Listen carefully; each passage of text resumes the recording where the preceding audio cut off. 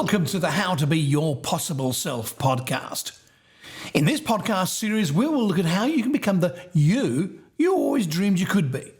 You'll examine what's holding you back from success and create a plan to move you forward towards your dreamed of future.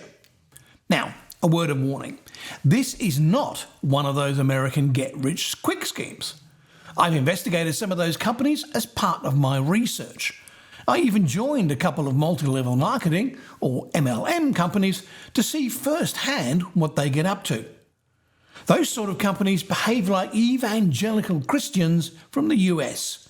There's much shouting of positive phrases, singing of positive and upbeat songs, much hype about how much you can make, but very little about how much you pay to be part of it all, including how much stock and paperwork you need to have on hand. Then there's the driving all over the place to meet with prospect clients, usually a waste of your fuel. The companies tell you what to wear, what to say, how to be a good little distributor or a consultant, or whatever they call the people at the bottom of the rung. Did you know that despite their tales of riches, only about 1% of an ML company's independent consultants make enough money to leave their jobs and drive their company-awarded cars? No, not good, and certainly not the sort of detail they tell you when you join. My book skips the evangelical and the shady practices. Instead, it spells out clearly and succinctly how you can move from where you are in life to where you want to be. Not just your location, if that's what you want, but the sort of partner you want to attract, the sort of house and home you want, the sort of car you want to drive, the sort of holidays you want to take, the sort of lifestyle you aspire to. Want to know more? Then it all starts as simply as closing your eyes. Go on, close your eyes. Imagine you are 65 years of age. Let's also imagine that you are surrounded by your family in your family home. Let's imagine you and your family are sitting down for Sunday dinner. What sort of food will you be eating? What sort of cutlery will you be using? What colour is the crockery? Is it the finest china or something you picked up from the reject shop? What sort of house will you be in?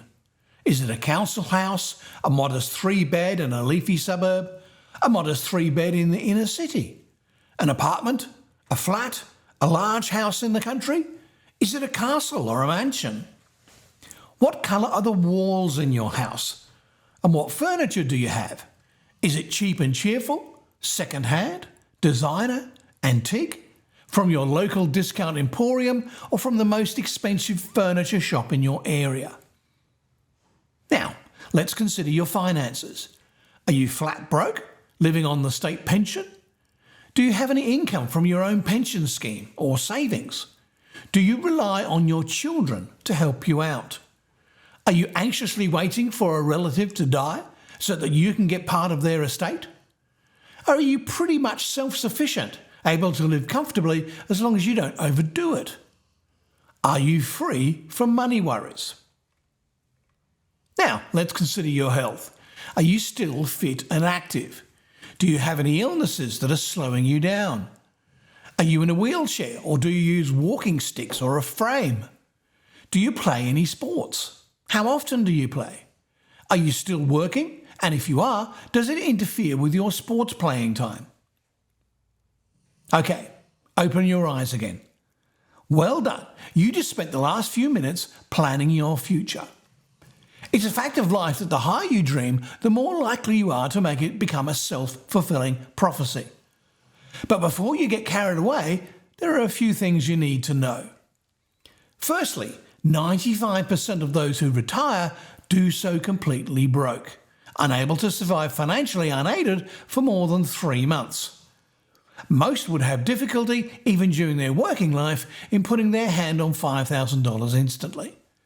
Normal maintenance costs, such as for the car or the house, are often not planned and budgeted for, and so eat into that week's wages or that fortnight's salary. Unexpected costs, such as a major breakdown of the car or household emergency, even an unexpected flight to visit an ailing or deceased relative, come as a shock and require massive effort to get the necessary funds together. Secondly, big dreams and big hopes amount to very little unless they are also combined with effort. Newton's third law of motion states for every action there is an equal and opposite reaction. So, putting in effort to make something, anything, means that you will come up against obstacles. But the law also applies if you do nothing. No action produces no reaction. I'll say that again. No action produces no reaction. Doing nothing, playing it safe, is totally your decision, but it's a dangerous decision to make about your life. Why is it dangerous? We assume by doing something we risk failure, upsetting someone, or rippling the pond. But if you do nothing, you are indeed taking a massive risk with your family and yourself. Because everyone else is, to a varying degree and in varying ways, taking some sort of action to better themselves and the lives of their family. So the person who does nothing, who believes they are playing it safe, is taking some of the biggest risks and watching the world race past them. In nature's world, of which we are just a part, the slowest don't survive, do they? So let's assume that you've made the decision to do something. You're not yet sure what that something is, but you accept the danger of standing still in the middle of the road. A number 38 bus might come up from behind and run you over. So you're now looking for the exact something you're supposed to do, as well as the methods and skills you're going to need to learn and use to do it. What you want is someone to teach you how to be the person you thought about a few minutes ago.